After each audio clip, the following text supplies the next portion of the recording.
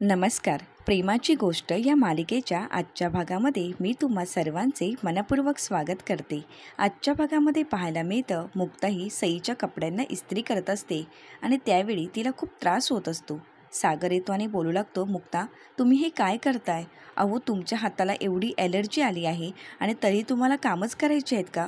तुम्ही शांत बसा बघू, मी तुमच्यासाठी बर्फ घेऊन येतो. सागर मुक्तासाठी बर्फ घेऊन येतो आणि मुक्ताची काळजी करू लागतो. तो मुक्ताच्या हातांना बर्फ लावून देत असतो आणि त्यावर फुंकर घालत असतो. सागर मुक्ताला बोलतो, मुक्ता मला माफ करा, आज आदित्य ज्या प्रकारे तुमच्याशी वागला त्यासाठी आदित्यच्या वतीने मीच तुमची माफी मागतो. सॉरी मुक्ता.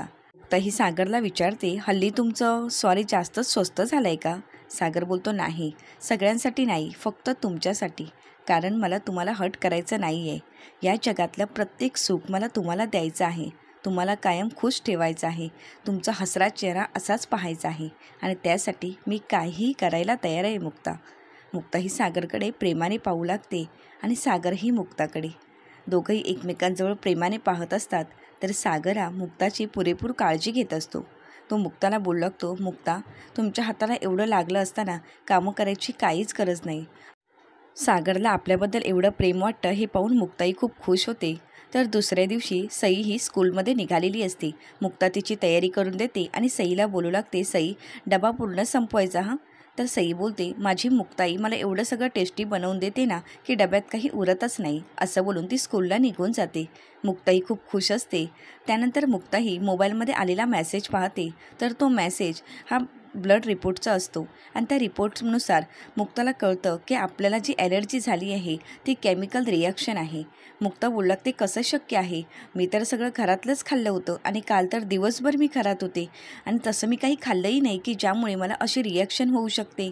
असा विचार करून मुक्ता हे नक्की कशामुळे घडलं असेल याचा विचार करत असते. तेवढ्यातच स्वाती येते आणि बोलू लागते, मुक्ता मी सर्वांसाठी चहा बनवते, तू पण चहा पिणार आहेस का? तर मुक्ता बोलते, हो स्वातीताई, थँक्यू हा. तर स्वातीही बोलते, थँक्यू का बोलतेस? मी चहाच बनवत होते ना, म्हणून मी तुला विचारायला आली. असं बोलून स्वातीही मुक्तासाठी चहा बनवायला जाते. तर मुक्ताही पुन्हा एकदा रिपोर्ट पाहते आणि विचार करू लागते. तर इकडे स्वातीचा चहा ओतून झाल्यानंतर स्वाती पुन्हा एकदा ती केमिकलची बॉटल हातात घेते आणि बोलू लागते, माझा नवरा तिकडे काय काय सहन करतो आहे ते मलाच माहिती आहे आणि हे तुलासुद्धा कळायला हवं ना मुक्ता. त्यासाठी मी तुला अशी शांत कशी बसू देईन? असा विचार करून ती मुक्ताच्या चहामध्ये ते केमिकल पुन्हा एकदा टाकत असते.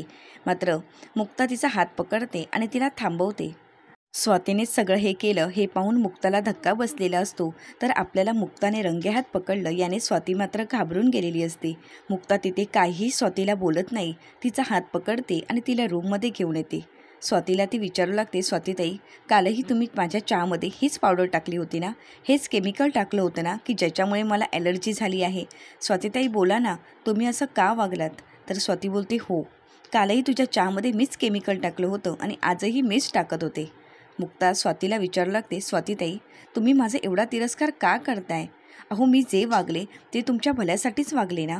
मला एक सांगा, हे सगळं तुमच्या बहिणीशी घडलं असतं तर तुम्ही असंच वागला असता का? अहो सगळं काही नीट व्हावं यासाठी मी प्रयत्न करते आहे. माझंही तुमच्याशी काहीतरी नातं आहेच ना. अहो तो कार्तिक चांगला माणूस नाही आहे. तो जर चांगला असला असता तर मला ही करायची वेळ आलीच असती का? स्वातीताई प्लीज माझ्यावर विश्वास ठेवा. कार्तिक चांगला माणूस नाही आहे. मी जे काही केले ते तुमच्या भल्यासाठीच केलं. तुम्हाला मला स्वावलंबी बनवायचं आहे आणि तुम्ही तुमच्या पायावर उभं राहावं हीच माझी इच्छा आहे. आणि मला सांगा, पण मी तुमच्याशी असं का वागेन? स्वातीताई अहो प्लीज माझ्यावर विश्वास ठेवा. स्वाती बोलते, नाही, तू माझं घर संसार सगळं काही उद्ध्वस्त केलंस.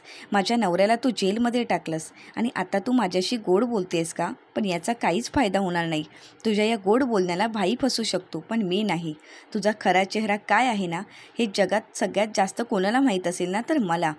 आणि ह्या जगात जर मी जास्त तिरस्कार कोणाचा करत असेल ना तर फक्त आणि फक्त तो तुझाच.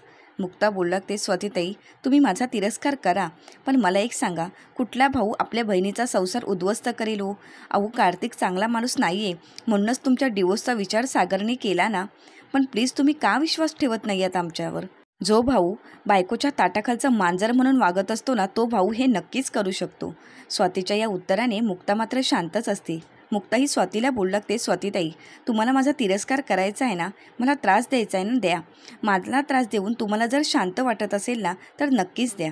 मुक्ता आणि स्वातीचं बोलणं चालूत असताना इंद्राताई येतात आणि बोलू लागतात, मुक्ता ही डबी कशाची हे बघ ना, आपल्या किचनच्या ओट्यावर होती. तर मुक्ता ही डबी घेणारच, तर कोमल बोलू लागते, थांब ना मम्मी मी बघते. असं बोलून कोमल ती डबी कशाची आहे बघत असते. तर मुक्ता तिच्या हातातून ती डबी काढून घेते आणि बोलू लागते, नाही ती माझीच राहिली होती. डॉक्टरने मला औषध दिलं होतं ना, ते चुकून तिथे राहिलं होतं. तर इंद्राताई बोलू लागतात, कसली असशील गं तू डॉक्टर? अगं आपल्या घरात लहान मुलगी आहे, तिने खाल्ली, मग तुला अक्कल अजिबात नाही आहे का गं? निष्काळजी आहेस तू. मुक्ता मात्र सगळं बोलणं सहन करते आणि इंद्राताईंना बोलू लागते, सॉरी मम्मी.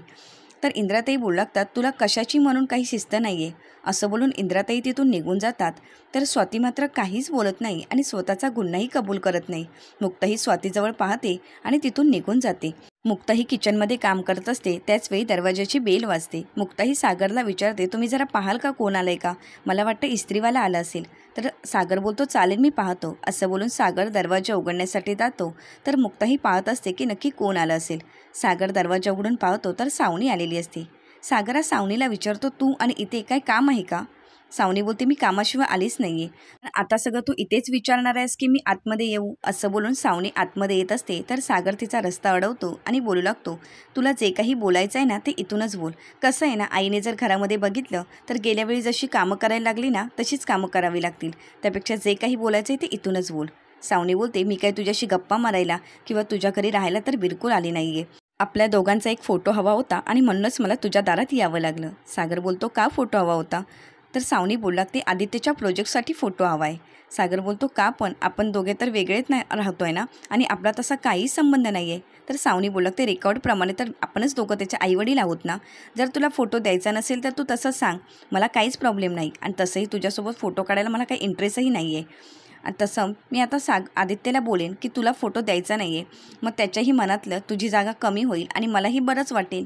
तसंही त्याचं पप्पापुराण तरी बंद होईल ना. बाकी काय होणार आहे जास्तीत जास्त. पण एवढंच की मला आदित्यशी खोटं बोलता येत नाही ना, म्हणून मी तुझ्याजवळ फोटो मागायला आली. तर सावनीचं हे बोलणं ऐकून मुक्ताही सागरला बोलू लागते, अहो आदित्यच्या प्रोजेक्टसाठीच फोटो हवा आहे ना सागर, मग द्या ना. तर सागर हा फोटो काढायला तयार होतो आणि सावनीसोबत फोटो काढत असतो. सावनीसोबत फोटो काढत असताना सागरच्या चेहऱ्यावर मात्र राग असतो. तर मुक्ता सागरला बोलते की प्लीज स्माईल द्या. त्यानंतर मुक्ताच्या सांगण्यावरून सागर स्माईल देऊन फोटो काढायला लागतो. तर मुक्ता ही रूममध्ये निघून जात असते. तर सागर तिचा हात पकडतो आणि मुक्ताला थांबवतो. सावनीला बोलतो, तू जा आता इथून. सावनीला मात्र या सगळ्या गोष्टीचा खूप राग आलेला असतो. तर सागर हा मुक्ताकडे प्रेमाने पाहू लागतो. त्यानंतर सावनी रागानेच तिथून निघून जाते. सावनी गेल्यानंतर सागर हा मुक्ताला बोलू लागतो, मुक्ता प्लीज तुम्ही असं माझ्यापासून लांब नका जाऊ. असं बोलून मुक्ताचा हात हातात घेतो. तर दुसरीकडे पाहायला मिळतं, स्वातीने कार्तिकला फोन केलेला असतो आणि घरी जे काही घडलं ते सगळं काही सांगितलेलं असतं. कार्तिक खूप चिडतो आणि बोलू लागतो, तुला कळत नाही का? कोणाला संशय येईल असं का वागलीस तू? अगं जे जमत नाही तिथे अक्कल पाजळायची काहीच गरज नव्हती. तर स्वाती बोलू लागते, तुमच्या काळजीपोटी केलं मी हे सगळं. कार्तिक बोलू लागतो, अगं पण मी बघून घेईन ना. आणि प्रत्येकाची वेळ येतेच, त्यावेळी मी हिशोब चुकते करेन आणि मी कोणालाच सोडणार नाही आहे स्वाती. थोडे दिवस तू शांत राहा.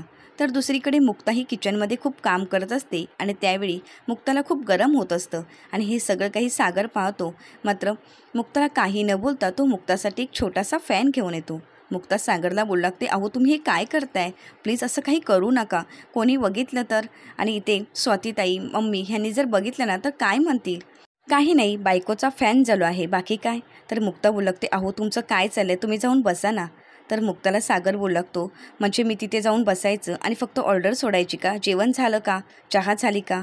बायकोला असं उकडत काम करत असताना एसीमधून बसून काम करणाऱ्या नवऱ्यांचा ना तर मला खरंच खूप राग येतो. मला जर जेवण बनवायला आलं असतं ना तर मीच माझ्या बायकोसाठी खूप छान प्रकारे जेवण बनवलं असतं. मग तुम्हाला जेवण बनवायला मी दिलंच नसतं. मुक्ता आणि सागर खूप रोमॅन्टिक झालेले असतात आणि हे सगळं पाहून मिहीरला खूप आनंद झालेला असतो. मिहीर मनाशीच बोलू लागतो, कित्येक वर्षानंतर आमचा पहिला दादूस पुन्हा एकदा परत आला. आणि मिहिका बोलते ना की माझा दादूस दगड आहे. थांबा आता तिला एक असा व्हिडिओज पाठवते म्हणजे तिलाही कळेल माझा दादूस किती रोमॅन्टिक आहे. तर इकडे सागर मात्र मुक्ताच्या मागे पुढेच फिरत असतो आणि तिला हवा घालत असतो. त्यानंतर मुक्ताचा आलेला घाम सागर पुसत असताना मुक्ता बोलते, अहो तुम्ही हे काय करताय? कोणी बघितलं तर? तर सागर बोलतो, बघून देत ना, मी तर माझ्या बायकोसोबत आहे इथे आणि तुम्ही जर आमच्यासाठी उकडत काम करत असताना मी इथे साधी तुम्हाला हवाई नाही घालू शकत का? असं बोलून सागर मुक्ताला प्रेमाने जवळ घेतो. तर इकडे मिहिरा तो व्हिडिओ मिहिकाला पाठवतो. तर मिहिका तो व्हिडिओ पाहून बोलू लागते, नक्की हे कसला व्हिडिओ असेल असा विचार करून तिला त्या व्हिडिओमधलं काहीच कळत नाही. म्हणून ती मिहीरला पुन्हा एकदा फोन करते आणि विचारते, मिहीर नक्की कसला व्हिडिओ आहे. मिहीर बोलतो, काय मिहिका, तुला एवढंही कळत नाही का? तू मला नेहमी बोलतेस ना की तुझा दादूस दगड आहे, मग बघ ना ती दोघं किती रोमॅन्टिक झाली आहेत. मुक्ताने सागरच्या रोमॅन्टिक क्षण चालू असतात आणि तेवढ्यातच इंद्राताई येतात. इंद्राताई मोठ्याने सागरला आवाज देतात आणि बोलतात, सागरे, अरे हे काय चाललंय? तुमच्या दोघांचं काय चाललेलं असताना ते मला कधी काही कळतच नाही. मी त्या शेवंताला आजपर्यंत नावं ठेवत होती. तुझ्या सुनेने तुझ्या पुराला वेडा केला आहे, हात ताटाखालचं मांजर झालं आहे. पण आमच्या घरात काय चाललं आहे तेच चालू आहे. मी वान वर करून सांगायची की माझा सागर कधी बदलणार नाही आणि तो कधी बायकोचं ऐकणार नाही. आणि इथे येऊन काय पाहते तर माझाच सागर बायकोला वारा घालत आहे. आई एकवीर आहे, बघतेस ना. अगं हे जग बदलताना मी पाहिलं, पण सागर बदलेल असं कधी वाटलंच नव्हतं. आणि आज तर माझा सागरही बदलून गेला आहे. तर सागर बोलतो, मम्मी असं काही नाही आहे. त्यांच्या डोळ्यात जरा कचरा गेला होता आणि तीच फुंकर घालत होतो. तर इंद्राताई बोलतात, फॅनने? अरे वा वा, चांगलंच मला फसवायला निघालास. तर सागरचं हे बोलणं ऐकून मुक्ताई खूप हसू लागते. इंद्राताई बोलू लागतात, तू मला फसवतोयस का? अरे सागरे, मी डोळ्यासमोर पाहते सगळं आणि तू मला फसवतोयस का? तर हे सगळं पाहून मिहीरला खूप हसायला येत असतं. मिहीर बोलू लागतो, हो मावशी, मी सुद्धा पाहिलं. वहिनीच्या डोळ्यामध्ये कचरा गेला होता आणि दादूस तिला फुंकर घालून देत होता. तर इंद्राताई बोलू लागतात, वा रे वा, आता तू सुद्धा तुझ्या दादूसचीच बाजू घ्यायला लागलास का? अरे मिहीर, किती वेळा तू तुझ्या दादूसची बाजू घेणार आहेस? तुझा दादूस कसा आहे बघितलंस का? आणि तरी तुला त्याचीच बाजू घ्यायची आहे का? इंद्राताई मिहीरलाही ओरडू लागतात. तर मिहीरला पाहून सागर हा मिहीरवरच ओरडतो आणि बोलू लागतो, आणि तू काय करतोयस रे इथे? तुला मी काय सांगितलेलं ऑफिसमध्ये जा म्हणून? तरी मिहीर बोलतो, अरे तूच तर मला सांगितलंस ना इकडे घरी ये, म्हणजे आपण दोघंही एकत्रच मिटिंगला जाऊ. तर सागरचाच पचका झालेला असतो. सागर मात्र शांतच होतो. तर हे सगळं पाहून मुक्ताला खूप हसायला येऊ लागतं. मुक्ताही सागरला बोलते, काय चाललंय तुमचं नक्की हे? मिहीर मात्र शांतच उभा असतो. मिहीर बोलतो, बघ, दादूसनेच मला इथे बोलवलं आणि आता तर बोलतोय मी काही बोललोच नाही म्हणून. सागरचं हे प्रेमळ रूप पाहून मुक्ताही सागरकडे पाहू लागते. तर पुढील भागात पाहायला मिळतं, आदित्य हा सागरला बोलू लागतो, पप्पा तुम्ही माझी एक विश पूर्ण कराल ना? तर सागर बोलतो, बोल ना, कोणती विश आहे तुझी? असं बोलून आदित्यच्या हातातली चिठ्ठी पाहतो. तर त्यावर लिहिलेलं असतं की मुक्ताला डिवोर्स द्या.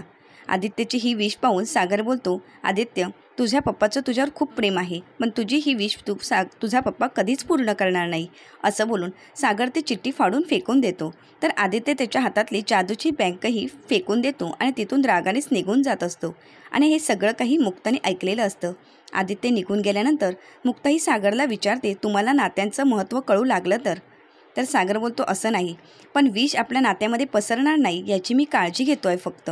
तर मुक्ताही सागरकडे पाहू लागते. अशाच मालिकेचे नवनवीन अपडेट पाहण्यासाठी चॅनलला सबस्क्राईब करा.